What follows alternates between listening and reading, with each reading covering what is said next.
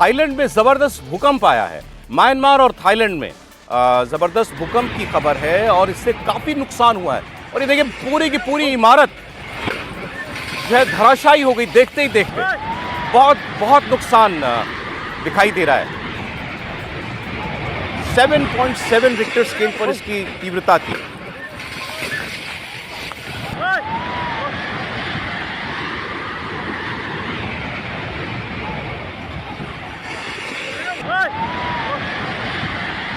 प्रकृति का कहर कितना जानलेवा हो सकता है आप देख रहे हैं खुद अपनी आंखों से। बैंकॉक में, थाईलैंड में जो भूकंप आया उसके नुकसान की तस्वीरें आप देख रहे हैं। और एक बिल्कुल इमारत खड़ी थी, काफ़ी ऊंची इमारत, देखते ही देखते ढह गई।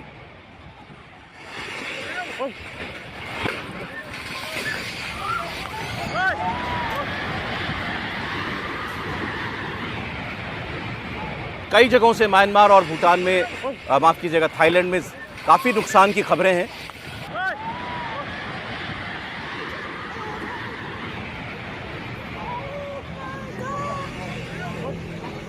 और जो आप दूसरी तस्वीर देख रहे हैं, ये एक इन्फिनिटी स्विमिंग पूल ऊपर बना हुआ था बिल्डिंग के ऊपर। वहाँ से पानी ऐसे नीचे गिर रहा है, इससे अंदाज़ा लगता है कि धरती कितनी हिली होगी।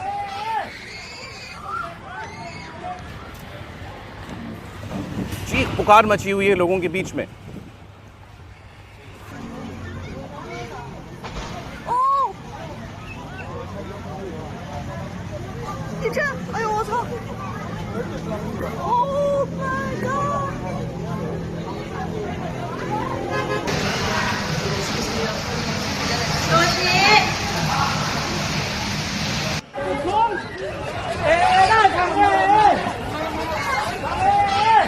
आपको बता दें, तस्वीरें आप थाईलैंड की देख रहे हैं, जहां अब से थोड़ी देर पहले भूकंप आया 7.7 जिसकी तीव्रता थी।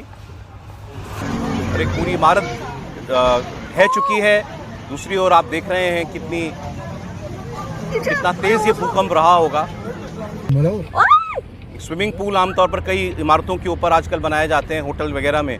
वहां से ऐसे पानी बह रहा है नीचे, उससे अंदाजा लगता है कि जैसे कोई प्याला छलका दिया जाता हो, ऐसे पूरी इमारत हिली और उसके बाद पानी नीचे गिरने लगा।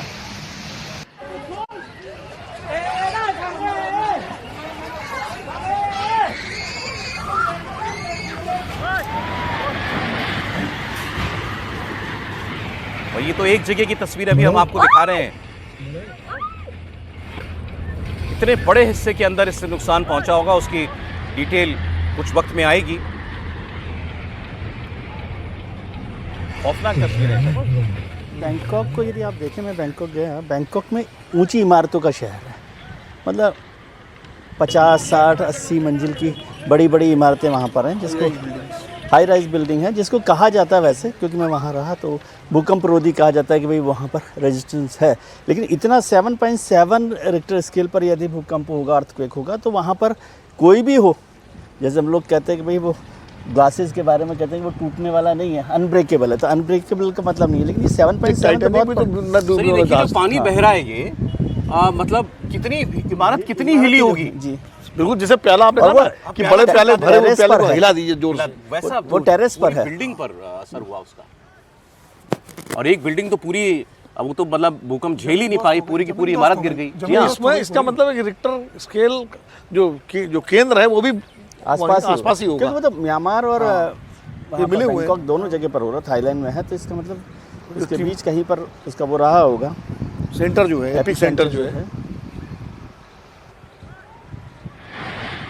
और ये जियोलॉजी का विषय है कि ये जो म्यांमार या थाईलैंड का इलाका है, ये साउथ ईस्ट एशिया, इसको आप कहिए, मतलब ये कैसा माना जाता है। जैसे हम दिल्ली में खड़े हैं, तो दिल्ली को एक किस्म से इस स्पेसिफिक जोन में है, दिल्ली जोन में आता है। दिल्ली भी इस स्पेसिफिक, इसलिए अक्सर हल्के झटके महसूस किए जाते हैं। जो प्लेट्स हैं अभी वो अंदर कई बार चेंज होती हैं, हिलती हैं, तो वो कोर्स बदलती हैं। अभी जैसे चर्चा हो रही थी, विनोद जी भी बात कर रहे थे, जापान का हम जिक्र करते हैं, क्योंकि जापान पूरा का पूरा देश ही सेस्मिक जोन में है, लेकिन उसने अपने आप को इस तरह से रीडिजाइन कर लिया पूरे देश को, कि वहाँ पर वुडन स्ट्रक्चर हैं, बड़ी बिल्डिंग्स हैं, तो भी उनको किस तरह से, इसलिए वहाँ पर भूकंप तो जापान में सबसे ज़्यादा आते हैं।